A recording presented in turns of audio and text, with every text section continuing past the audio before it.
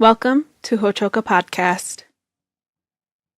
Hello, Mitakiyepi, and welcome to Hochoka here at the center of St. Joseph's Indian School's campus. I'm Scott Wooster, today's Hochoka host. I'm glad you have joined our circle to hear Joseph Marshall III, historian, writer, teacher, craftsman, administrator, actor, and public speaker. He joins us to talk about leadership in pre-reservation Lakota society, how this can reframe our understanding of leadership in today's world, and what parents and communities might do to revive the concept of leadership the Lakota lived. So, Joseph, it's good to have you back at Hochoka. Good to be here again. Yeah. Thank you.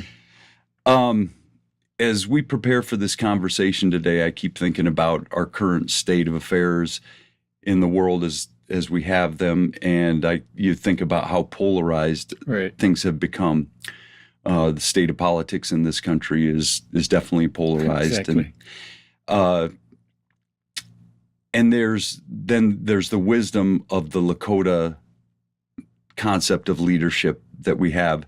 We're going to do this over a couple of different conversations, but the starting point that I like to think of is what I just said in the intro, which is true leadership is only possible when character is more important than authority. What does that mean to you? Leadership is not a prize. Mm-hmm. It's not a status necessarily in the pre-reservation days that was considered, on the order of being a celebrity. Mm-hmm. Leadership, if character is important to leadership. The one characteristic that I think was the most important then was selflessness. Mm. That is the most important aspect of character that people generally look for in anyone who they thought had all of the ability to be a good leader. Selflessness.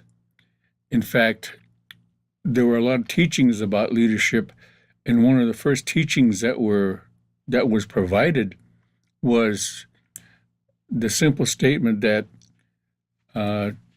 always said, "Look after others before you look after yourself."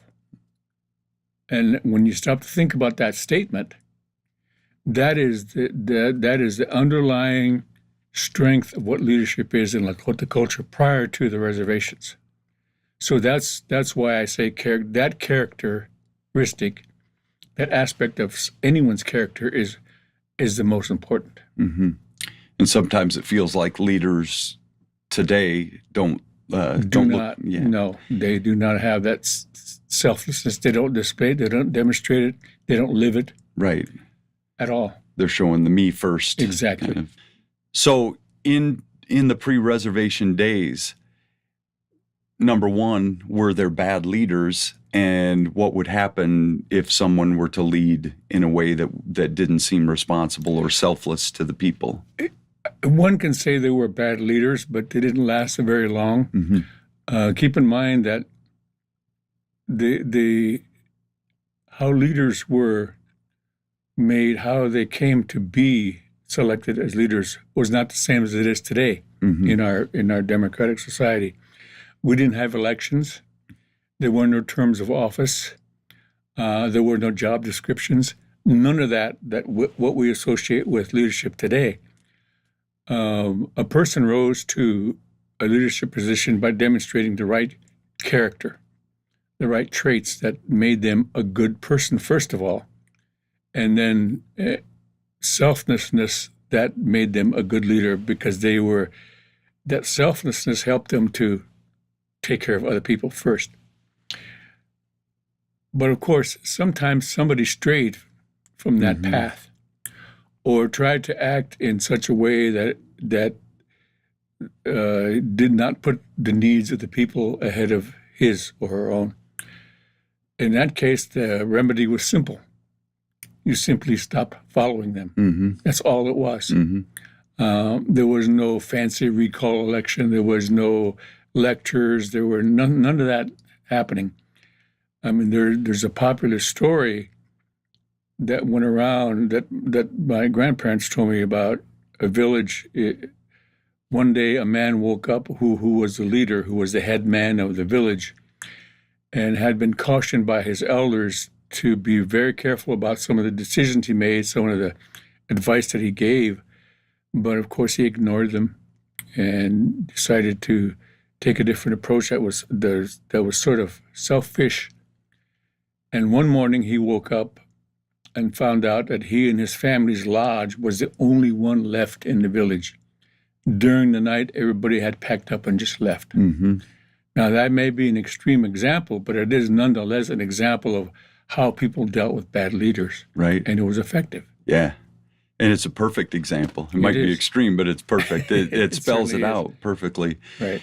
And it actually is a kind of a true democracy. Yeah, where the people actually get their voice. And as you said, It's funny you said recall election because I was thinking the same thing. There were no disputed elections and that type of thing. No, none of that. It was a whole different kind of thing.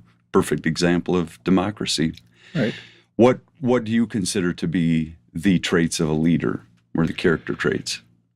Well, anything that is positive, that is selfless, humility was one of the things that especially elders look for in a person who they knew had the right character traits to be a leader. Because somebody who is humble is quicker to look after the needs of others before he looks after himself. Somebody who is humble has more of a tendency to be tolerant, has more of a tendency to be patient, has more of a tendency to be compassionate. It sort of leads to all the other character traits that, first of all, make a good person, but especially as a foundation for that good person to be a good leader. Mm-hmm. Because the people did not want somebody who would think of themselves first and then set aside the needs of the people. Mm-hmm. Because the needs of the people being met was the most important thing, whether it was food, whether it was direction, whether it was compassion, whether it was understanding.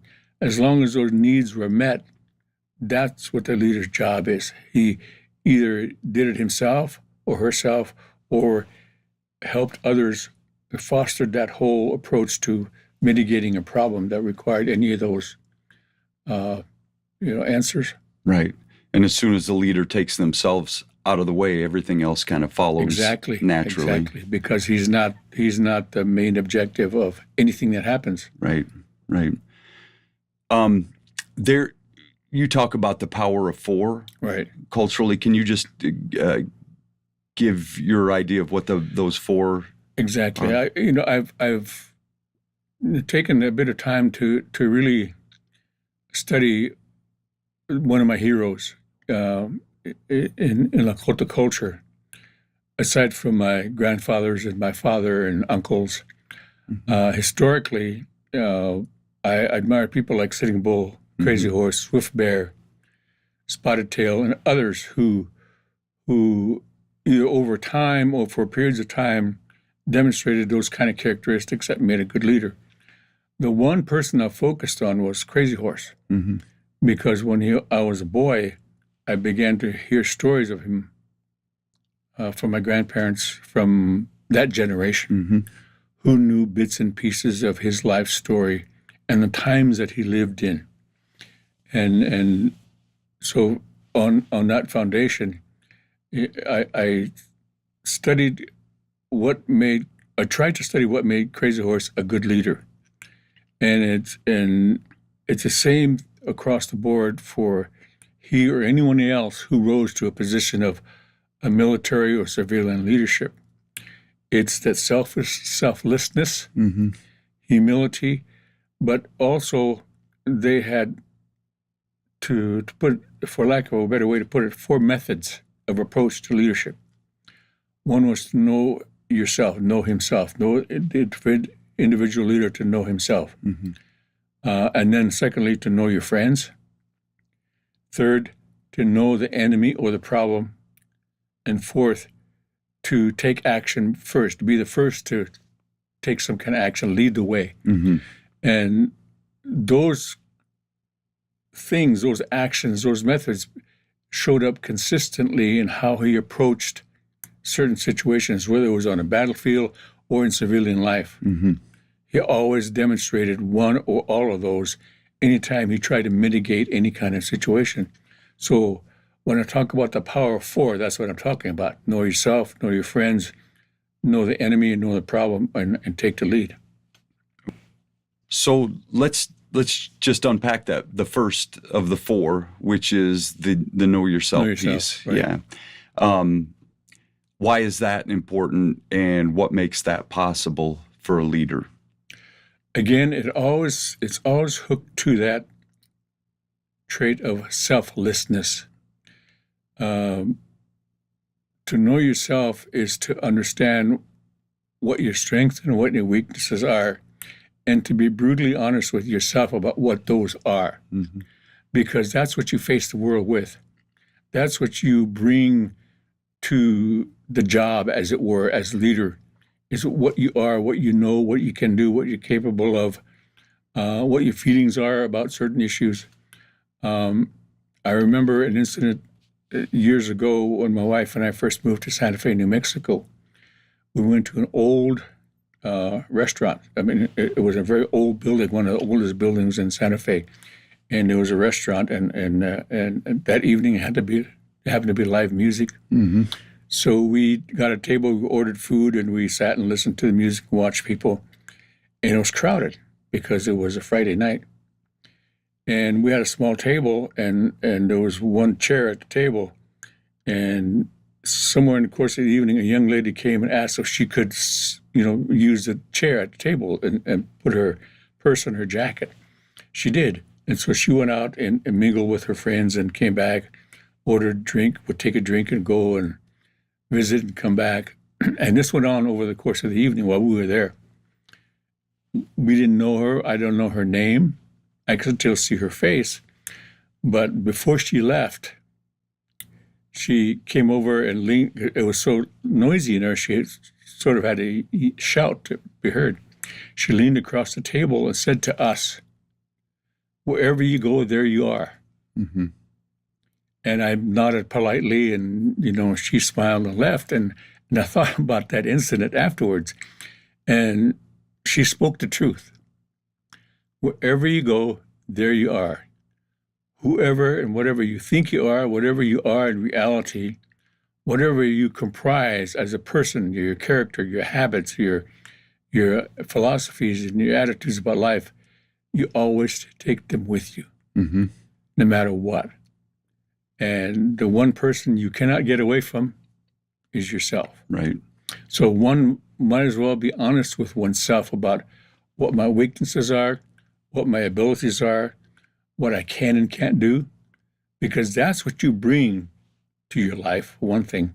And if you're a leader, those are your tools. Those are your strengths. That's what you bring. And it may not be as good as someone else, or it may be different than anybody else, obviously, Mm-hmm. but it's what you are. It's who you are. And it's how you fit in with all those things that you are. So if you know yourself, and really the important is to be honest with yourself about all of these things, then you're, for one thing, you're a better person. Mm-hmm. And you have that character trait of being selfless about certain issues. Yep. So that's what it's all about. I really like your interpretation of that, and it makes me wonder what the gal in Santa Fe Right. actually meant by it when she I leaned don't over. know. It doesn't matter, right? No. As long as you took what you needed to take from Exactly. that. You've written many times, and you and I have had this conversation about, and we agree on this, that the Crazy Horse is a hero of mine too. Right. He's somebody that I think we can all look up to. He was emblematic of pre-reservation Lakota leadership, Right. certainly. And I'm wondering how he came to have a healthy self-knowledge. What's your concept of how he knew himself? Well, he did exactly that. He was aware of who he was. And because of the way he grew up, Mm-hmm. His family, his father was very influential, and his mother's as well. I say his mother's because his biological mother died when he was 4. His father remarried 2 sisters, and they, I think, had more of an influence on him than his biological mother did. But it was also the village, the extended family, the community. In those days, we lived the idiom, it takes a village to raise a child. Because in our extended family system, the uncles, the aunts, the grandmas, and the grandpas, everybody had something to offer to the younger generation, to all the children in the community, in the Tioshpai growing up. They were all teachers. They were all examples. So Crazy Horse, like everybody else, every other child, male or female, went through that process and was able to have contact with his elders, the grandparents and the uncles and the aunts, and they all had an influence on him. And of course, the best kind of teacher is somebody who just leads a good life and is a good example, a good role model. And he had enough of those people to help him understand why it's important to know yourself and to be honest about who you are and what you are. So it was the influence of his family, influence of the community, and the social norms as far as raising a child that really shaped him and a lot of others like him. Right. To be, first of all, the kind of person he was. He didn't want to be a leader when he was older.